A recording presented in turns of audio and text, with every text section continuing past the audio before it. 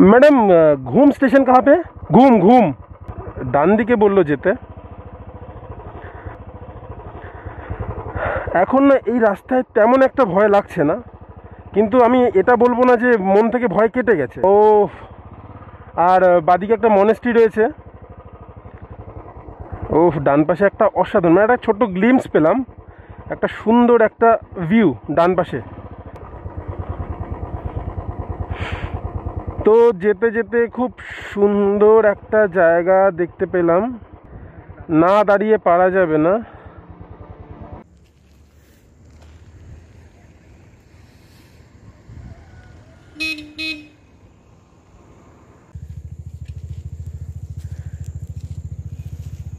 বললো আমাদের যে জ্যাকেট পরে নিতে, কেননা সামনে ঠান্ডা পড়বে, আর সেটা ধীরে ধীরে উপলব্ধি করতে পারছি। কেননা এখানে যে পরিমাণ ঠান্ডা পড়েছে আর সামনে গেলে তো আরও ঠান্ডা পড়বে, এটা একদম পরিষ্কার। আর এখান থেকে যে মেঘটা যে ওই ফাঁকে ফাঁকে মেঘ আটকে রয়েছে, এই ভিউটা এত অসাধারণ লাগছে। এই যে এই ভিউটার কথা বলছি আমি, এটা দেখার জন্য এখানে দাঁড়িয়ে গেছি। তো যাই হোক, এই জায়গাটায় বেশ কিছুটা সময় কাটালাম। এবার আবার ডাউন হিল করছি, আর ডাউন হিল আপহিল করতে করতেই যেতে হবে। এটা তোমাদের পাহাড়ে আসার মূল মন্ত্র, ডাউন হিল আপহিল। চারিদিকটা কি সুন্দর, বাপাশে দেখো চা বাগানে কর্মচারীরা কি সুন্দর কাজ করছে, অসাধারণ লাগছে। তোমরা দেখতে পাচ্ছ কিনা জানি না। তারপরে কিলো ধরে হয়তো এদের পেমেন্ট করা হয়, মানে পার ডে কত কিলো চা তুললো সেই হিসাবে এদের পেমেন্ট করা হয়। আমি জানি না প্রসেসটা, যদি তোমরা কেউ জেনে থাকো কমেন্ট সেকশানে একটু জানিও, কেননা না জানাচ্ছে কম জানা অতি ভয়ঙ্কর, সেই জন্য আমি প্রপারলি তোমাদের বলতে পারছি না। সামনেই আপিল করতে হবে। তো এই রাস্তাটা দেখতে পাচ্ছ তোমরা, এটা চা বাগানের মাঝখান দিয়ে রাস্তাটা চলে গেছে, অসাধারণ। আর চা বাগানটা এরকম ঢালে ঢালে করে, তার কারণ হচ্ছে যে জল যাতে না জমতে পারে। আর তোমরা জানোই তো আসাম, আমাদের পশ্চিমবঙ্গের দার্জিলিং চা, এগুলো যে বিশ্ববিখ্যাত। আর এখানে চায়ের দামও কিন্তু মানে ভ্যারাইটির উপর নির্ভর করে বিভিন্ন দামের চা হয়। ডান দিকে সুন্দর ভিউ, বাদিকে সুন্দর ভিউ ফেলে ফেলে আমরা চলেছি ঘুম স্টেশনের দিকে। ঘুম স্টেশন হচ্ছে ভারতবর্ষের, একসময় ছিল পৃথিবীর, এখন ভারতবর্ষের সবচেয়ে উচ্চতম রেলওয়ে স্টেশন, যেটা দার্জিলিং হিমালয়ান রেলওয়েজ এর আন্ডারে পড়ে। বাপাশের জাস্ট ভিউটা দেখো, এত অসাধারণ ভিউ। এখানে শুধু চা বাগান আর চা বাগান, দারুণ লাগছে এই ভিউটা। আর বন্ধুরা, ওই দূরে বাপাশে একটা বাড়ি দেখতে পাচ্ছি পাহাড়ের একদম উপরে। বাড়িটা কটেজ না কারো বাড়ি, না হোটেল, না হোমস্টে, সেটা আমি বুঝতে পারছি না, তবে খুব সুন্দর লাগছে। এখান থেকে একটু বাদেই ওটার পাশ থেকে আরও উপর দিকে উঠবো।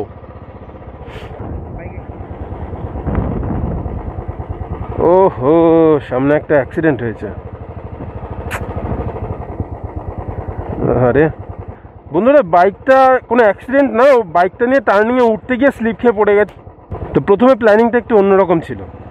ডিসাইড করেছিলাম যে শিলিগুড়ির থেকে মিরিকে আসবো, তারপরে মিরিক থেকে আমরা আবার শিলিগুড়ি হয়ে সেখান থেকে চলে যাব কি জায়গাটার নাম, ত্রিবেণীতে।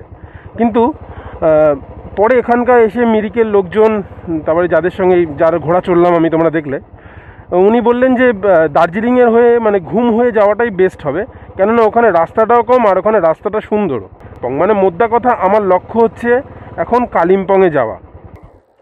তো বন্ধুরা, সামনে তোমরা দেখতে পাচ্ছ পুরো কুয়াশা ঢাকা রাস্তা। এখানে একটু দাঁড়িয়েছিলাম, পুরো হাত বাড়িয়ে মেঘ ছোঁয়া যাবে।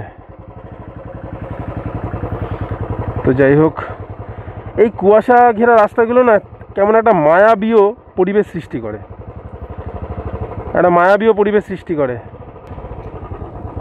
তবে এই অভিজ্ঞতাগুলো সত্যি চিরন্তন, এগুলো সারা জীবনের জন্য মনে গেঁথে থাকবে। আর হ্যাঁ, অবশ্যই একটা বড় রকমের অভিজ্ঞতা আমি সঞ্চয় করছি, কেননা ভবিষ্যতে যদি আবার কখনো পাহাড়ে আসি বা এর থেকেও বড় অন্য দূরের লক্ষ্যে যাই, তাহলে এই অভিজ্ঞতাটা আমার খুব কাজে আসবে। তো বন্ধুরা, এই এত সুন্দর পরিবেশের মধ্যে দিয়ে চলেছি, কিন্তু তোমাদের যদি না বলি যে এখানে কিভাবে এলাম বা তোমরা কিভাবে আসতে পারো, তো সেটা ভুল হয়ে যাবে। তো এইখানে না শিলিগুড়িতে তোমরা চলে আসলে ট্রেনে করে, বা যদি প্লেনে করে আসতে চাও তাহলে বাগডোগরা এয়ারপোর্টে তোমরা আসলে তারপরে শিলিগুড়ির থেকে শাটেল ট্যাক্সি পাওয়া যায়, বা তোমরা যদি পুরো একটা গাড়ি ভাড়া করে নিতে চাও সেটাও করে নিতে পারো। 3,500 থেকে 4,000 টাকার মতন পড়বে, তোমরা বার্গেনিং করে এবার যদি কমাতে পারো কমাবে। তো সেখান থেকে তোমরা মিরিকে চলে আসতে পারো, বা তোমরা আবার তোমরা এখান থেকে দার্জিলিং গিয়ে দার্জিলিং থেকেও একটা গাড়ি ভাড়া করে তোমরা মিরিক বা বিভিন্ন জায়গাগুলো ঘুরতে পারো। আর তবে আমি মনে করি যে যদি ঘুরতেই হয় না, হাতে সময় নিয়ে আসো, কেননা এই জায়গাগুলো না, যেমন মিরিকে যদি আসো, মিরিক থেকে পুরো এক্সপ্লোর করতে তোমার দিনের অর্ধেকের বেশিটা কেটে যাবে। তো প্রত্যেকটা ট্যুরিস্ট স্পটকেই একদিন দেওয়ার চেষ্টা করো, একটা দিন দেওয়ার চেষ্টা করো, তাহলে কী বলতো ভালোভাবে ঘুরতে পারবে, নাহলে ট্যুরটা হ্যারিকেন ট্যুর হয়ে যাবে। তো এটা হাইলি আজ থেকে অনেক বছর আগে আমি আর আমার 7 বন্ধু প্রায় 8 জন মতো, মানে বন্ধু বলতে আমাদের 4-5টা বন্ধু ছিল, এবার বন্ধুদের বন্ধু হয়ে গেছে ব্যাপারটা। এবার সবাই মিলে ডিসাইড করেছিলাম যে দার্জিলিংয়ে আসবো। আমার দার্জিলিংয়ে মানে শিলিগুড়িতে আমার এক দিদি থাকতেন, অন্টিদি। সেই দিদি আজকে পৃথিবীতে নেইও। তো অন্টিদির বাড়িতে উঠে আমরা দার্জিলিংয়ে এসেছিলাম। অন্টিদির বাড়িতে আমরা ছিলাম 4 দিন মতন। সেখান থেকে আমরা মিরিক ঘুরেছিলাম আর দার্জিলিং ঘুরেছিলাম। আর দার্জিলিং ট্যুরটা মানে কি, প্রত্যেকটা স্পটে মনে হয় 1 মিনিট 2 মিনিট করে দাঁড়িয়েছি, এরকম টাইপের ব্যাপার। তো প্রচণ্ড হ্যারিকেন ট্যুর ছিল, আর ট্যুরটা খুবই বাজে ট্যুর ছিল। ওরকমভাবে মানে কেউ আমরা ঠিকঠাক করে লিডারশিপও করতে পারিনি, কেউ ঠিকঠাক করে অর্গানাইজ করতে পারিনি। সো ট্যুরটা পুরো নষ্ট হয়ে গিয়েছিল, জাস্ট নামে মাত্রই ঘোরা হয়েছিল, মনে কোনো আনন্দ ছিল না কারোরই। আর তাছাড়া তখন বাড়িতে একগাদা মিথ্যা কথা বলে বেড়াতাম যে বক্রেশ্বর, তারাপীঠ, বকখালি, মানে এক একটা জায়গার নাম বলতাম, মানে সম্ভব না ওরকমভাবে ঘোরা। যে বাড়িতে জিজ্ঞাসা করলে কোথায় গেছি, এই তো কোথায় যাচ্ছিস, বাড়িতে বলতেই তো হতো যে কোথায় যাচ্ছি, তখন বলতাম যে এই তো বক্রেশ্বর যাব, বকখালি যাব। বক্রেশ্বর কোন দিকে, বকখালি কোন দিকে, বাড়িতে ধরা পড়ে যেতাম। তাও মিথ্যা গ্যাটিস দিয়ে চলে এসেছিলাম সেই ট্যুরটায়। তো তখন থেকেই আমার মনে ছিল যে আমি দার্জিলিংয়ে যদি এর পরের বার যাই কোনো দিনও, তাহলে আমি দার্জিলিংটাকে খুব ভালোভাবে এক্সপ্লোর করব, এরকমভাবে না। তো এবার আশা করি আমি করছি ভালোভাবে এক্সপ্লোর, শান্তনু আর আমি। তো এই অনুভূতিগুলোকে সবসময় তোমার চ্যানেলাইজ করে যেতে হবে, এই এক্সপিরিয়েন্সগুলোকে ভবিষ্যতের এক্সপিরিয়েন্সকে বাড়ানোর কাজে লাগাতে হবে, তাহলেই তুমি একজন ভালো পর্যটক হতে পারবে। আমি ভাবি হিউয়েনসাং এত কষ্ট করে পিঠের মধ্যে ওই সব চেয়ার টেবিল নিয়ে হাঁটা, চেয়ার টেবিলই তো ছিল আই থিঙ্ক, মানে টেন্ট ফেন্ট নিয়ে হাঁটাচলা করতো, ওগুলো একটা মানে অন্যরকম ব্যাপার স্যাপার ছিল ওনার। পুরো হেঁটে হেঁটে ঘুরতো, বই লিখতো। এখন যেমন আমি ভ্লগ করছি, মানে ভিডিও করছি, তখনকার দিনের পর্যটকরা এই জিনিসগুলোকে লিখতো যে সকালবেলা গেছিলাম, সকালবেলা মিরিকে গিয়ে ঘোড়া চড়লাম, ঘোড়ার রং এই ছিল। আর এখন ব্যাপারটা হয়েছে দেখলেই তোমরা আমি ঘোড়া চড়লাম কীভাবে। মানে এই মিরিকে আসার আমার রনি যখন ওই ছবিটা গলা কেটে দিয়েছিল এই ছবিটার, তখন ওই যে সালা আবার গিয়ে তুলবো ছবি, আবার ভালো করে তুলবো। তো সেটা হলো।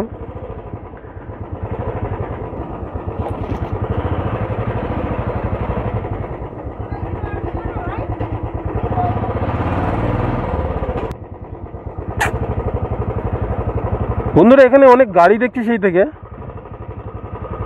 এত গাড়ি রয়েছে বাপাস থেকে, মনে হচ্ছে এখানে কোনো ট্যুরিস্ট স্পট। হ্যাঁ আচ্ছা আচ্ছা আচ্ছা, এখানে ব্যারিকেড রয়েছে। ওহো, এটা হচ্ছে নেপাল ইন্ডিয়া বর্ডার। এই জায়গাটা হচ্ছে পশুপতি, এটা হচ্ছে একটা ফেমাস ট্যুরিস্ট স্পট। এখানে খুব সুন্দর ভিউ পাওয়া যায়। এখানে তো সব কিছুই মানে ওই ভিউর জন্যই সব কিছু, ট্যুরিস্ট স্পট মানে ভিউ। শান্তনু দাঁড়াবে নাকি এখানে? আচ্ছা ঠিক আছে, বাদ দাও, চলো। তো ঘুমের উদ্দেশ্যে বেরিয়েছি, ঘুম কমপ্লিট করব, তারপরে কালিম্পংয়ের দিকে যাব। আর আজকের ভিডিওটা না ঘুম স্টেশন অবধি সীমাবদ্ধ রাখবো। তো বন্ধুরা এখন আমি বসে আছি নেপাল বর্ডারের একদম সামনে। তো জায়গাটা এত সুন্দর, তোমাদের আমি একটু দেখাতে চাই।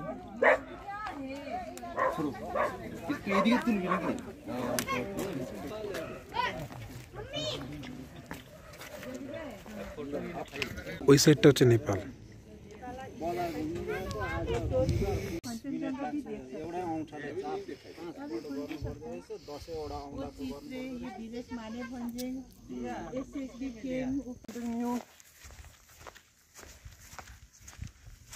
India Nepal border.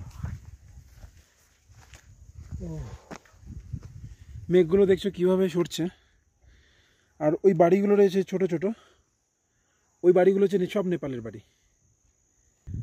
ক্যামেরায় দেখে যতটা না তোমরা ফিল করতে পারবে ব্যাপারটা, বাস্তবে তো মানে বলে বোঝাতে পারবো না, এত অসাধারণ লাগছে।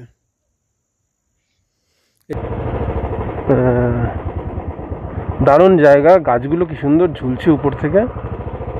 তো বন্ধুরা, রাস্তাঘাট পুরো ভেজা দেখছি, তার মানে এখানে একটু আগে বৃষ্টি হয়ে গেছে। তবে হ্যাঁ, আমি বৃষ্টির মধ্যে পড়িনি, থ্যাংক গড। আমি শান্তনু কেউই বৃষ্টির মধ্যে পড়িনি। আর এই মানে এই এই পাইন গাছ বাপাশে, বড় বড় জঙ্গল, বিভিন্ন রকমের গাছ রয়েছে, শুধুমাত্র পাইন গাছ নয়, বিভিন্ন অজানা গাছ রয়েছে এখানে। রডোডেনড্রন গাছ রয়েছে, সিংকোনা গাছ রয়েছে, বিভিন্ন গাছ রয়েছে। আর তার মধ্যে থেকে একটা ভেজা রাস্তা, আবার ডান পাশেও জঙ্গল, এর মধ্যে থেকে গাড়ি নিয়ে যাচ্ছি, আর গাছগুলোর গায়ে না মস জমে রয়েছে, একটা অন্য রকমের মায়াবীয় পরিবেশ সৃষ্টি করেছে।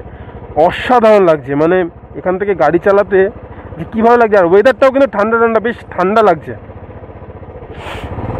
আর তোমাদের সাথে সেই থেকে আমি বক বক করে চলেছি, আমি জানি না তোমাদের বোর করছি কি না, বাট দেখো শিখছি তো আমি।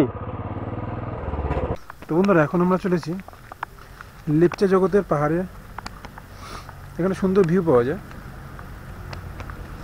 শান্তনু আগে আগে উঠে গেছে, আর গাড়িটাকে নিচে পার্ক করে, ঠিক ওই জায়গাটাতে পার্ক করে আমি চলে যাচ্ছি লেপচা জগতের দিকে।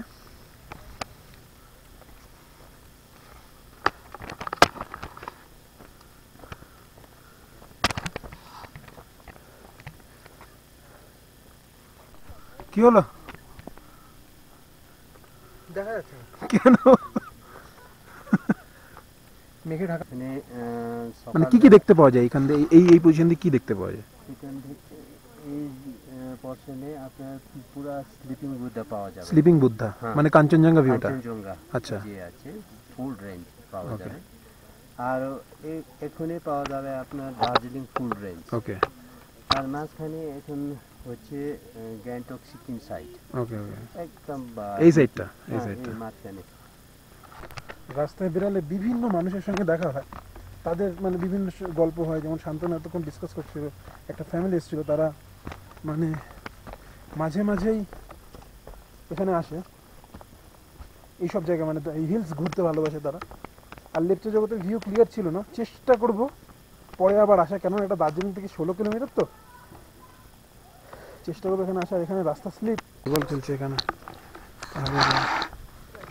চলো চলো, চলো, বললাম না, চলো। অ্যাক্সিডেন্ট হয়েছে।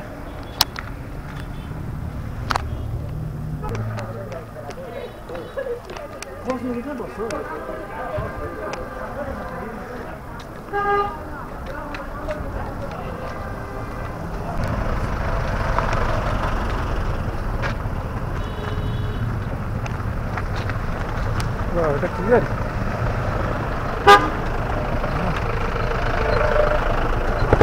বস এখানে একটা ছবি তুলেন।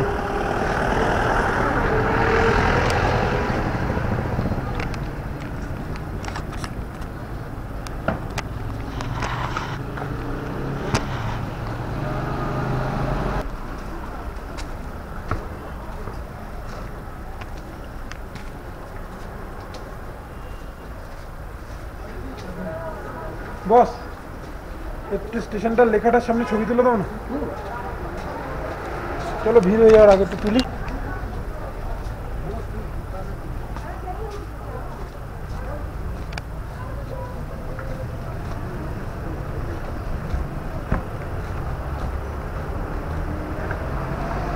ওখানটা দাঁড়িয়ে তুলো।